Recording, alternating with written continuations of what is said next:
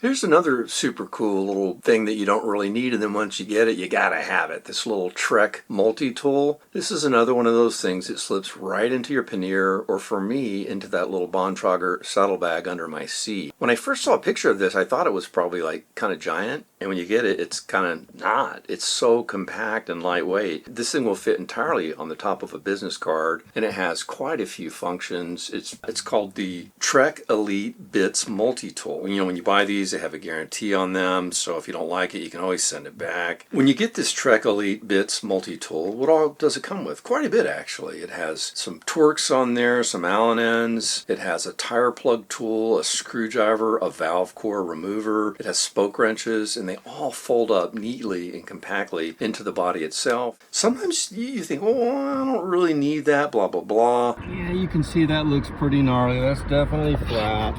But again, it's another one of those things, the first time you need it, you're so glad you have it. Let's say you get a flat out on the trail, how you can turn the handlebar sideways to fit in? Well, if you have one of these little multi-tools, easy. So I got a flat, I had to call my wife to come pick me up.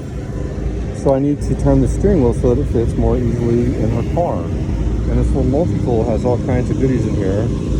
So I can loosen up the stem.